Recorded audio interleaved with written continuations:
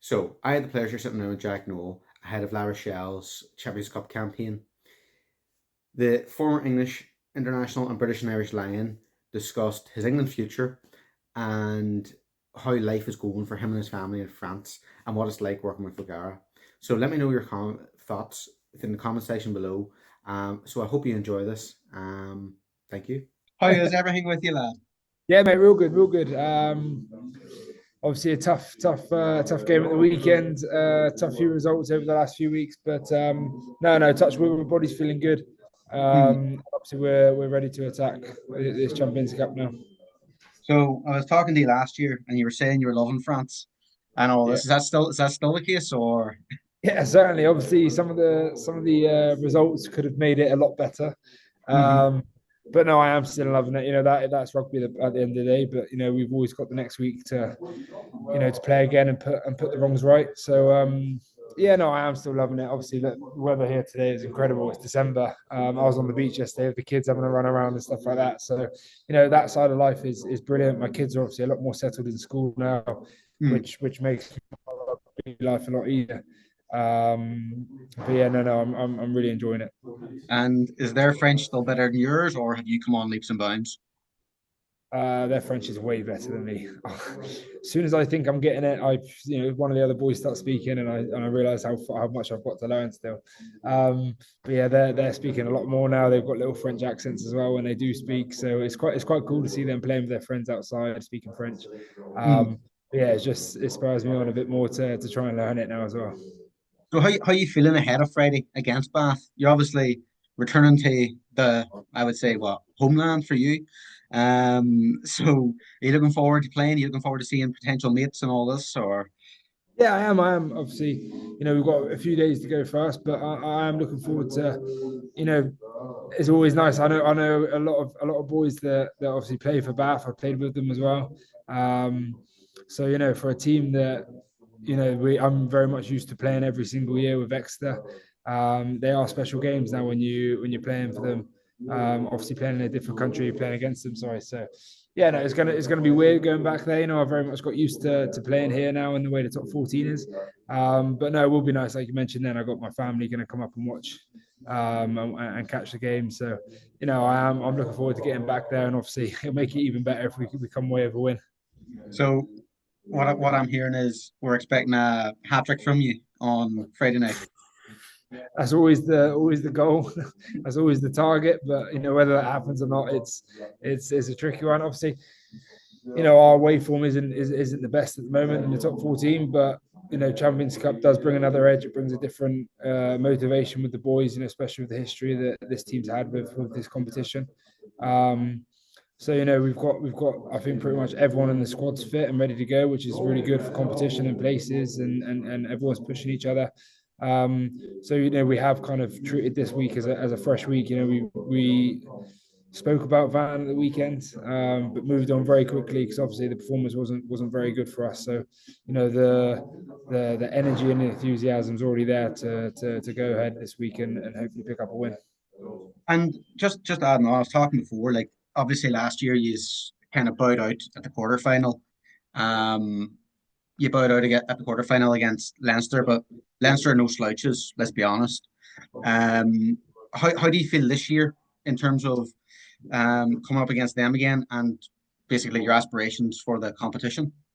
Yeah, I think this team's pretty used to coming up against Leinster now, isn't it? I think we've certainly built the rivalry from playing against each other over the last few years in the big games as well. So yeah, I think first things first is this game, but then everything in the Champions League out of the cup is getting out of your pool, isn't it? And obviously with Bath and Bristol, they're 1 and 2 in the Premiership at the moment. They're the teams that I still watch the Premiership as well. So they're the teams that have are definitely throwing the ball around a bit more. They're playing good attacking rugby.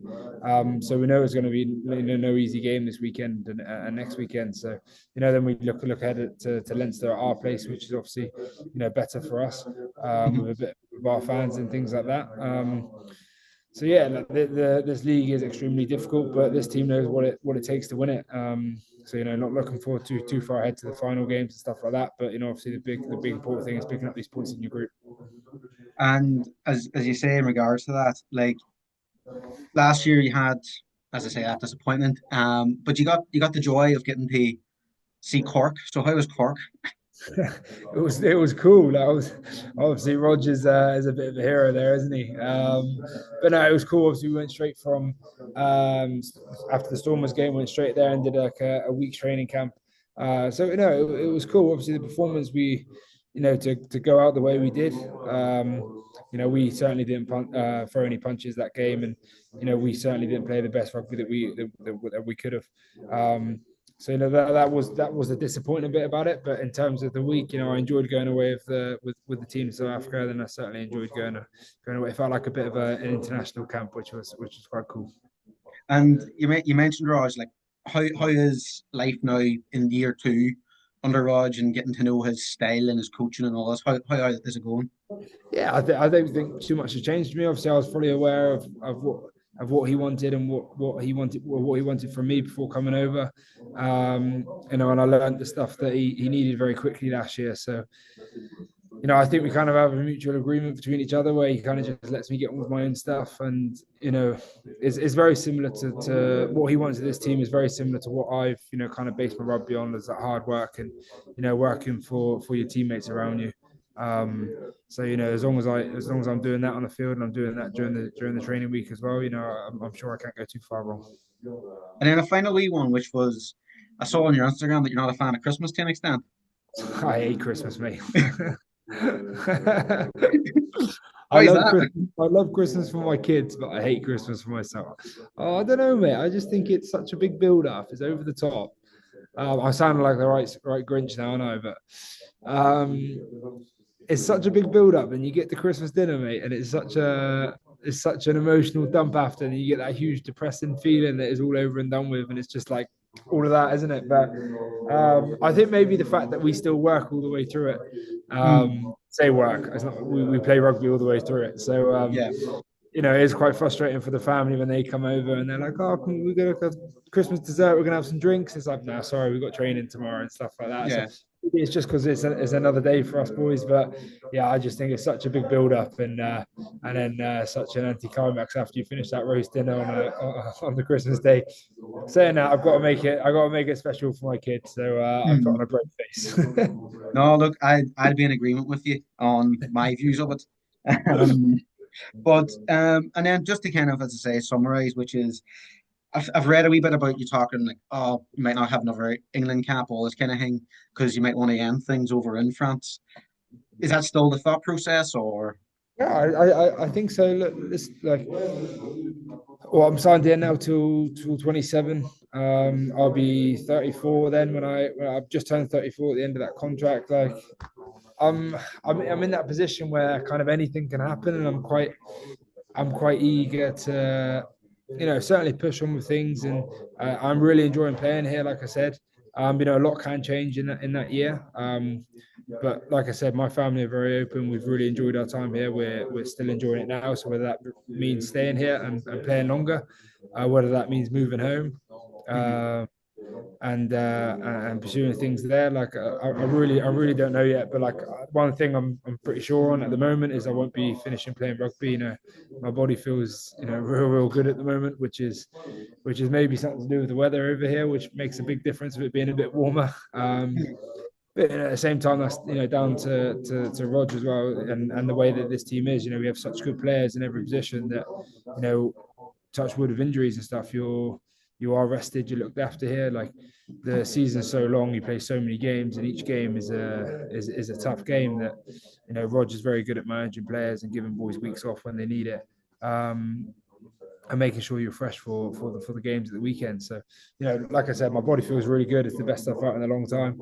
A lot can change by the time I'm 34, but certainly at the moment, I don't feel like I want to slow down.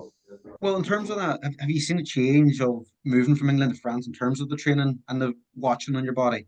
Have you seen Yeah, more kind of care taken? yeah, definitely. Obviously, the international stuff is a step up again, obviously from club rugby and like for example, a couple of weeks ago, I had a week in Marrakesh with my family, like during the season, which was like it was a shock to the system for me and especially my wife because it was like, yeah, we can actually go on a week's holiday in the sun on an airplane and completely switch off from rugby, because Hmm. obviously all those years of playing, you play your Premiership games, and then you go off to your autumn internationals, your Six Nations. Um, you're automatically back because you've got the week after. So you always have to be at your best, and you're always struggling to recover each week. Whereas, not being involved in those international games does allow me to have that time off with the family, like a lot of the other boys do that obviously aren't in the international stuff. So yeah, I saw it firsthand this year with the French boys. We finished a massive block of top 14, and then they all go off and play against the big New Zealand teams, South Africa and stuff like that, and I get 2 weeks off, which is like I said, was strange, but was real nice to take. Yeah. Look, well, I'm pleased. I'm pleased you're loving life. I'm pleased everything's going well. And Thanks. as I say, the family are doing well and all that. But look, I've got nothing else to ask you. You've got everything through with me, so I really appreciate your time. Perfect. Awesome. No worries, mate. Thanks a lot for No worries. that. Talk to you. Bye.